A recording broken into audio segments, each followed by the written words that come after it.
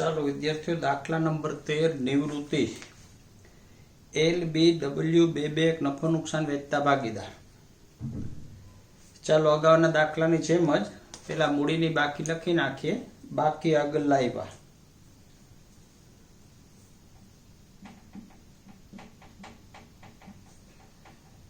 વીસ 12,500 અને 5,000. પછી એક સામાન્ય અનામત છે. જૂના ભાગીદારોને જૂના પ્રમાણે વેચો. જૂનું પ્રમાણ આપણી પાસે બે એક છે. પછી જૂની પેઢીના ચોપડે પાઘડી છે.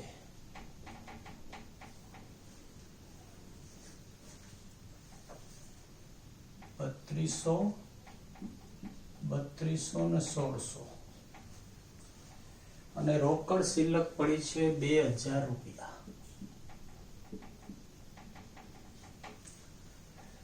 ચાલો, એનું જૂનું પ્રમાણ આપ્યું છે અને ત્યાગ આપ્યો છે. જો ત્યાગ આપ્યો તો ત્યાગનું પ્રમાણ છેદ સરખા જ છે, એટલે મને ત્યાગનું પ્રમાણ મળી ગયું.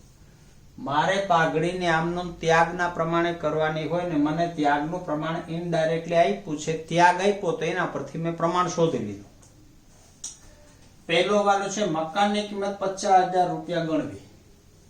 તો મકાન હતું 37,000 રૂપિયા અને મકાનની કિંમત 50,000 રૂપિયા થઈ ગઈ.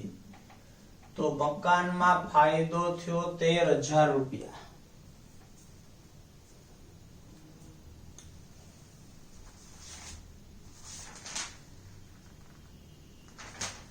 આગળ સ્ટોકની ચોપડી કિંમત એની પડતર કિંમત કરતા 10% વધુ છે. સ્ટોકની કિંમત પડતર કિંમતે બતાવવી. જો 10% વધારવી કે 10% ઘટાડવી એમ નથી કીધું. 10% વધુ કિંમતે બતાવેલી છે એટલે આપેલા સ્ટોકની કિંમત 110% એ છે. 110% એ 5500 રૂપિયા હોય તો 100% એ કેટલા? એટલે સ્ટોકની કિંમત 5,000 રૂપિયા કરવાની છે. તો સ્ટોક અહીંયા લખું છું 5,000 અને સ્ટોક 500 થી ઘટ્યો. સ્ટોક ઘટે તો આપણને નુકસાની ગઈ. W ના અંગત ખર્ચના ચૂકવેલા 500 નફા નુકસાન ખાતે ઉધારેલા છે. હવે W એટલે ભાગીદાર. ભાગીદારના અંગત ખર્ચના રૂપિયા પેઢી ચૂકવે અને તમે એ રૂપિયા જો નફા નુકસાન ખાતે ઉધાર કર્યા હોય તો ભૂલ સુધારવા માટે નફા નુકસાન ખાતું જમા કરી દો અને W નો ઉપાડ કહેવાય. અને અહીંયા ઉપાડ લખી નાખું છું. આ ઉપાડ W નો 500 રૂપિયા. W ના અંગત ખર્ચના ચૂકવાતા જે ભૂલથી નફા નુકસાન ખાતે ઉધાર થઈ ગયા છે. હવે આમ વિચારવાતા નફા નુકસાન ખાતું છે, ભૂલથી ઉધાર થઈ, ભૂલ સુધારવા માટે પાછા જમા કરી દો એટલે ભૂલ સુધરી ગઈ. પેઢીની પાઘડીનું મૂલ્ય 80,000. હવે પાઘડીનું મૂલ્ય 80,000 તો W ના ભાગે આવતી પાઘડી 80,000 એમાં W નો ભાગ છે 1/5 = 16,000. આમનું કરું છું તે W ના મૂડી ખાતે અને L ના મૂડી ખાતે ઉધાર, B ના મૂડી ખાતે ઉધાર. હવે ત્યાગનું પ્રમાણ આપણી પાસે છે 10,000 અને 6,000. સોરી, લાભનું પ્રમાણ છે આપણી પાસે. આ લાભનું પ્રમાણ છે અને આ લાભ આપ્યો છે. તો L ના મૂડી ખાતે ઉધાર 10, B ના મૂડી ખાતે ઉધાર 8, W ના મૂડી ખાતે અને W ના મૂડી ખાતે જમા 10 અને 6, L ના મૂડી ખાતે, B ના મૂડી ખાતે. આગળ W ના નફાના ભાગમાંથી 5 40 ભાગ L અને 3 40 ભાગ B ને મળશે. એટલે એ લાભ આપ્યો છે, એના ઉપરથી આપણે લાભનું પ્રમાણ શોધ્યું હતું. છઠ્ઠો હવાલો ખાસ છે. W ને ચૂકવવાપાત્ર રકમ રોકડમાં ચૂકવી દેવી. જે રકમ L અને B એવી રીતે રોકડમાં લાવશે કે જેથી તેમની મૂડી નવા નફા નુકસાનના પ્રમાણમાં થાય. હવે એક તો મને નવું નફા નુકસાનનું પ્રમાણ આપ્યું નથી, એટલે મારે પહેલા નવું નફા નુકસાનનું પ્રમાણ શોધવું પડશે. અને નવું નફા નુકસાનનું પ્રમાણ શોધવા માટે મારી પાસે જૂનું પ્રમાણ છે અને લાભ છે. તો નવું પ્રમાણ ઇક્વલ ટુ જૂનું પ્રમાણ પ્લસ લાભ. તો પેલો છે L, એનું જૂનું પ્રમાણ 2/5 ને લાભ થયો છે 5/40, 40 લસા 16 + 5 ઇક્વલ ટુ 21/40. B નો લાભ, એનું જૂનું પ્રમાણ 2/5 ને લાભ થયો 3/40, 40 લસા 16 + 3 19/40. હવે છેદ સરખા છે તો મને નવું પ્રમાણ મળી ગયું. નવું પ્રમાણ આવશે 21/19. મારે નવું પ્રમાણ શોધવાની જરૂર એટલા માટે પડી કે મને એવું કીધું છે કે ભાગીદારોએ તેમની મૂડી નવા નફા નુકસાનના પ્રમાણમાં રાખવાની છે અને આ માટે જરૂરી રૂપિયા ભાગીદારો રોકડમાં લાવશે. ચાલો પુનઃ મૂલ્યાંકન ખાતું કરું છું બંધ. પુનઃ મૂલ્યાંકન ખાતું કરો બંધ. તો 13,500 અહીંયા લખો 13,500 નફો થયો. ભાગીદારોના મૂડી ખાતે લઈ ગયા આ 13,000 રૂપિયા. LBW આ 13,000 રૂપિયા જૂના નફા નુકસાનના પ્રમાણે વેચો તો 5200 ને 2600. આ 5200 અને 2600 એ રૂપિયા લઈ લ્યો એના મૂડી ખાતામાં. આ પુનઃ મૂલ્યાંકન 5200 અને 2600. હવે ભાગીદારે તેમની મૂડી નવા નફા નુકસાનના પ્રમાણે રાખવાની છે. એટલે પહેલા તમારે મૂડીની બાકી શોધવાની છે.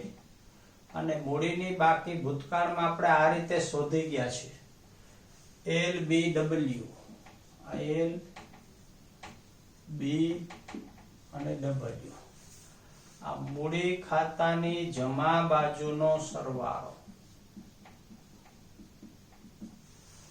ચલો મૂડી ખાતાની જમા બાજુનો સરવાળો 27,200 L ના, પછી B ના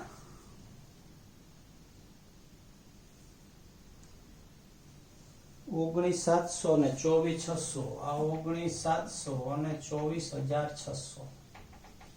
એમાંથી મૂડી ખાતાની ઉધાર બાજુનો સરવાળો એ તમારે બાદ કરવાનો છે, માઇનસ કરવાનો છે. હવે પહેલામાં છે 13,200, બીજામાં છે 11,200 અને ત્રીજામાં છે 2,100. હવે બાદબાકી કરો તો 14,000, 8,500 અને 22,500. આ બધાનો તમારે સરવાળો કરવાનો ઇક્વલ ટુ આ સરવાળો આવ્યો 47,000 રૂપિયા.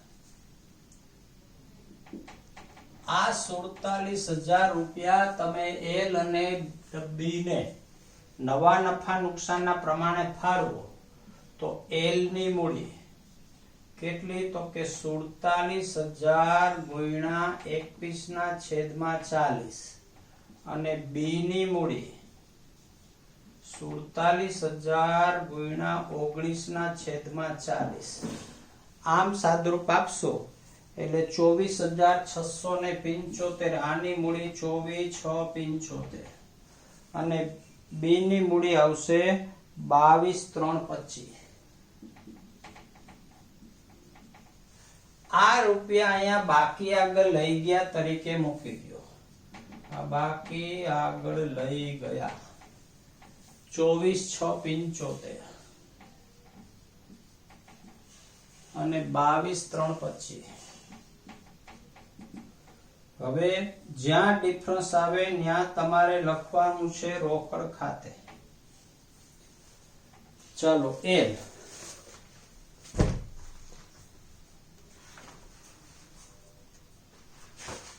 તો એલ નો અહીંયા સરવાળો 37,800.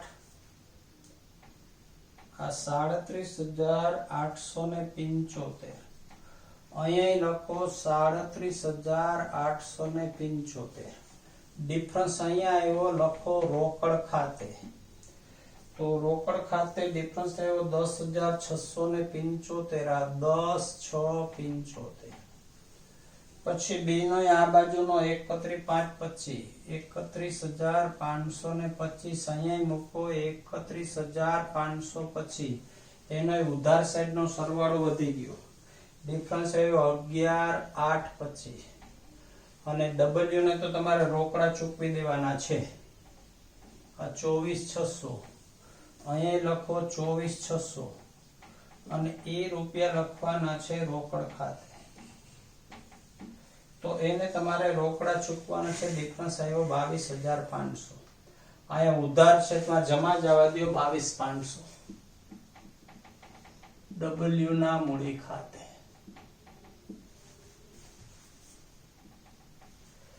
અહીંયા રોકડ ખાતે છે જમા છે તો ઉધાર જવા દો એલ ના મૂડી ખાતે 10,675. બી ના મૂડી ખાતે 11,825. બાકી કાઢી લ્યો 24,500 24,500 અને બાકી આગળ લઈ ગયા 2,000 રૂપિયા. ઈ રોકડ સિલક પાકાશ્રય મૂકી દો 2,000. અહીંયા મૂડી બતાવી દો એલ ડબલ્યુ. એની મૂડી છે 24,675 અને 22,325. ચાલો નવા પાકાશ્રયમાં નવું પાકુશ્રય તૈયાર કરો. તો લેણદાર હજી લખવાના બાકી છે. લખી નાખો લેણદાર 20,000 રૂપિયા. પછી ચૂકવવા બાકી ખર્ચા છે 3,000 રૂપિયા.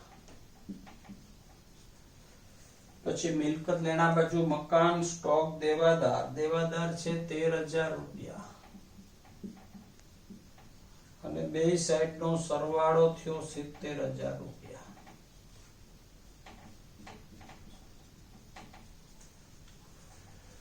આમાં એક વસ્તુ ખાસ વારે તમને કેવી છે, કમ્પેરિઝન થી તમને સમજાશે. દાખલા નંબર 11 માં મને એવું કીધું હતું કે સનની નિવૃત્તિ બાદ મૂન અને સ્ટાર તેમની મૂડી નવા નફા નુકસાનના પ્રમાણમાં રાખશે. તો તમે ત્યારે સન અને મૂન બેની જ અહીં બાકી શોધી દે અને બેનો જ સરવાળો કરીને પછી નવા પ્રમાણે વેચાતા એ રૂપિયા બાકી આગળ લઈ ગયા તરીકે મૂક્યા હતા. અહીંયા જોઈ લો તમે 3 ની બાકી શોધીને 3 નો સરવાળો કર્યો છે. હવે જો ભાગીદારો તેમની મૂડી નવા પ્રમાણે રાખવાની છે એટલે મૂડીની બાકી તમારે આ રીતે શોધવી પડે. ક્યારે 2 નો સરવાળો કરવો મૂડીનો અને ક્યારે 3 નો સરવાળો કરવો. તો એ ખાસ યાદ રાખજો. 11મો અને 13મો દાખલો. જો અહીંયા મને એમ કીધું છે કે ડબલ્યુ ને ચૂકવવા પાત્ર રકમ ચૂકવી દેવી અને ભાગીદારે તેમની મૂડી નવા નફા નુકસાનના પ્રમાણમાં રાખવાની છે. એટલે નિવૃત્ત ભાગીદારના રૂપિયા ચૂકવી દેવા અને ભાગીદારે તેમની મૂડી નવા પ્રમાણે રાખવાની છે. તો નિવૃત્ત ભાગીદારની મૂડીની બાકી શોધવાની 3 નો સરવાળો કરવાનો. જો માત્ર એટલું કે ભાગીદારે તેમની મૂડી નવા પ્રમાણે રાખવાની છે દાખલા નંબર 11, તો તમારે બે જ ભાગીદારની મૂડીની બાકીનો સરવાળો કરવાનો છે. એમાં નિવૃત્ત ભાગીદાર ધ્યાનમાં લેવાનો નથી. બીજું કે નવા ભાગીદાર જે ડબલ્યુ નિવૃત્ત થયો ને ચૂકવા પાત્ર રકમ થઈ 22,500. ઈ 22,500 આ બે ભાગીદારો પોતાના નવા પ્રમાણે લઈ આવ્યા. મારો કહેવાનો મીનિંગ એ છે કે આ બેયનો સરવાળો કરો એટલે 22,500 જ આવશે. આ બેયનો સરવાળો કરો એટલે 22,500 રૂપિયા જ આવશે. એટલે ખાસ યાદ રાખજો. ખાસ યાદ રાખવાનું છે 11મો અને 13મો દાખલો કે ક્યારે બે ભાગીદારની મૂડીની બાકી શોધી અને સરવાળો કરીને મૂડી શોધવાની, અને ક્યારે 3નો સરવાળો કરવાનો. 3નો સરવાળો ક્યારે કે નિવૃત્ત ભાગીદારના રૂપિયા ચૂકવી દેવાના છે અને ભાગીદારે તેમની મૂડી નવા પ્રમાણે રાખવાની છે. દાખલા નંબર 13 આપણે જે ગણીએ છીએ તો તમારે 3 ભાગીદારની મૂડીની બાકી આ રીતે શોધવી અને પછી એનો સરવાળો કરીને પછી આ રીતે મૂડી વેચવાની છે. એટલે દાખલા નંબર 11 અને દાખલા નંબર 13 ખાસ યાદ રાખજો. ચાલો.